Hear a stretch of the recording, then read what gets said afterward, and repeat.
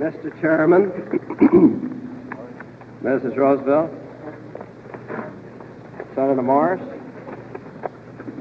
distinguished guests, ladies and gentlemen, I am happy to be present at the closing session of the 38th Annual Conference of the National Association for the Advancement of Colored People. The occasion of meeting with you here at the Lincoln Memorial affords me the opportunity to congratulate the association upon its effective work for the improvement of our democratic processes. I should like to talk to you briefly about civil rights and human freedom.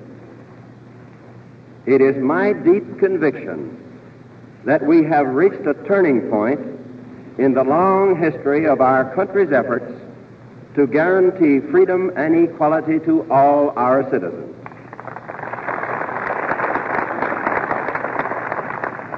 Recent events in the United States and abroad have made us realize that it is more important today than ever before to ensure that all Americans enjoy these rights.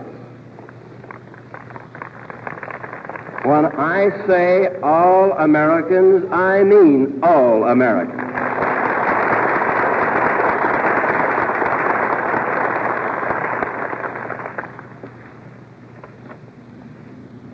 The civil rights laws written in the early years of our republic and the traditions which have been built upon them are precious to us.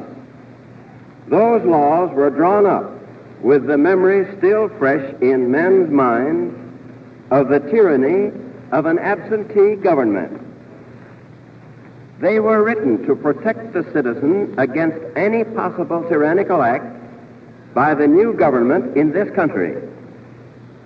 But we cannot be content with a civil liberties program which emphasizes only the need of protection against the possibility of tyranny by the government.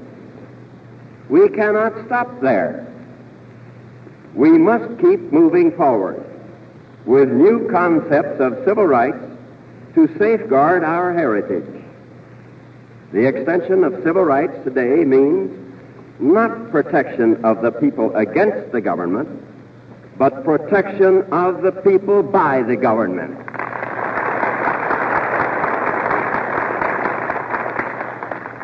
We must make the federal government a friendly, vigilant defender of the rights and equalities of all Americans.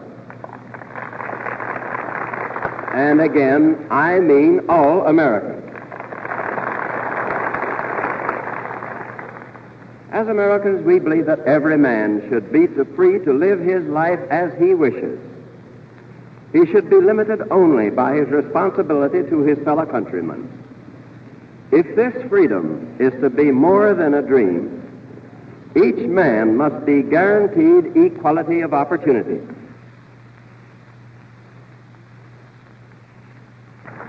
The only limit to an American's achievement should be his ability, his industry, and his character.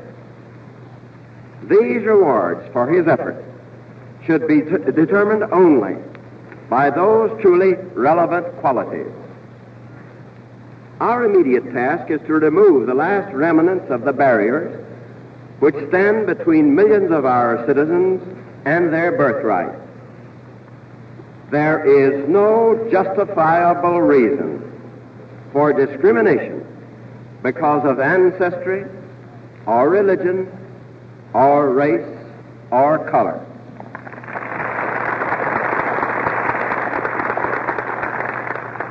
We must not tolerate such limitations on the freedom of any of our people and on their enjoyment of basic rights which every citizen in a truly democratic society must possess.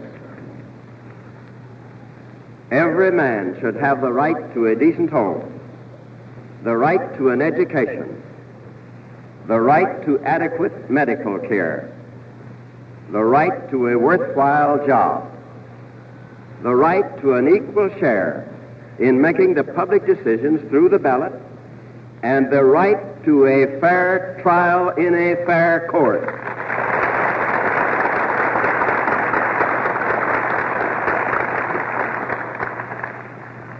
We must ensure that these rights, on equal terms, are enjoyed by every citizen. To these principles, I pledge my full and continued support.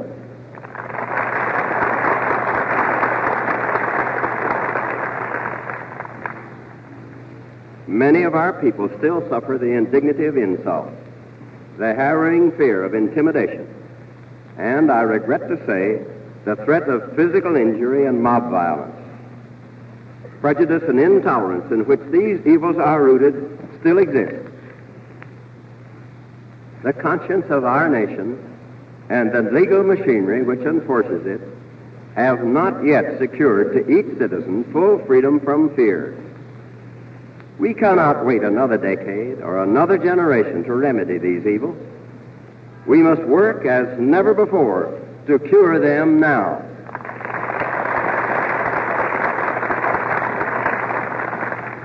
The aftermath of war and the desire to keep faith with our nation's historic principles make the need a pressing one. The support of desperate populations of battle-ravaged countries must be won for the free way of life. We must have them as allies in our continuing struggle for the peaceful solution of the world's problems. Freedom is not an easy lesson to teach, nor an easy cause to sell to peoples beset by every kind of privation. They may surrender to the false security offered so temptingly by totalitarian regimes unless we can prove the superiority of democracy. Our case for democracy should be as strong as we can make it. It should rest on practical evidence that we have been able to put our own house in order.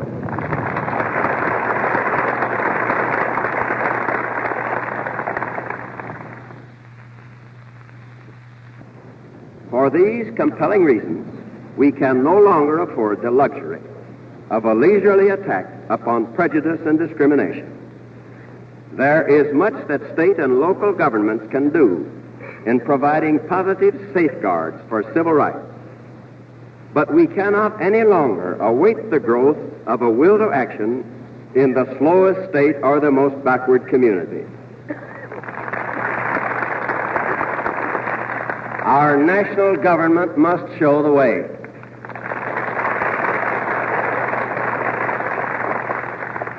This is a difficult and complex undertaking. Federal laws and administrative machineries must be improved and expanded.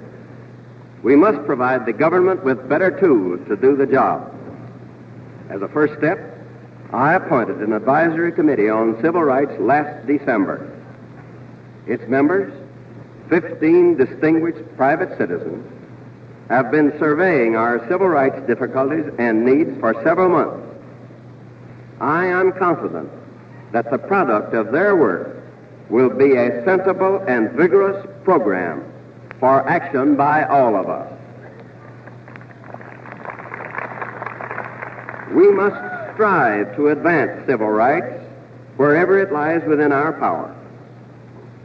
For example, I have asked the Congress to pass legislation extending basic civil rights to the people of Guam and American Samoa, so that these people can share our ideals of freedom and self-government.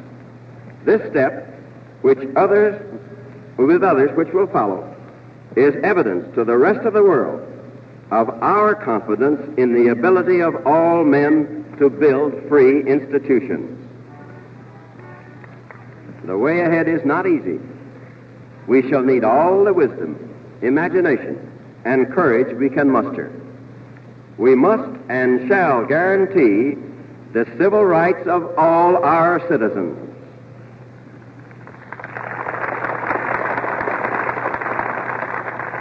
Never before has the need been so urgent for skillful and vigorous action to bring us closer to our ideal. we can reach the goal. When past difficulties faced our nation, we met the challenge with inspiring charters of human rights, the Declaration of Independence, the Constitution, the Bill of Rights, and the Emancipation Proclamation. Today, our representatives and those of other liberty-loving countries on the United Nations Commission on Human Rights are preparing an international Bill of Rights. We can be confident that it will be a great landmark in man's long search for freedom, since its members consist of such distinguished citizens of the world as Mrs. Franklin D. Roosevelt.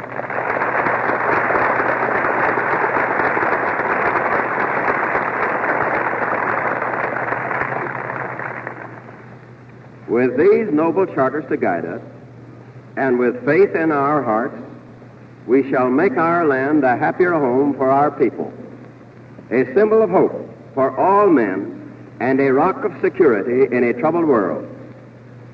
Abraham Lincoln understood so well the ideal which you and I seek today.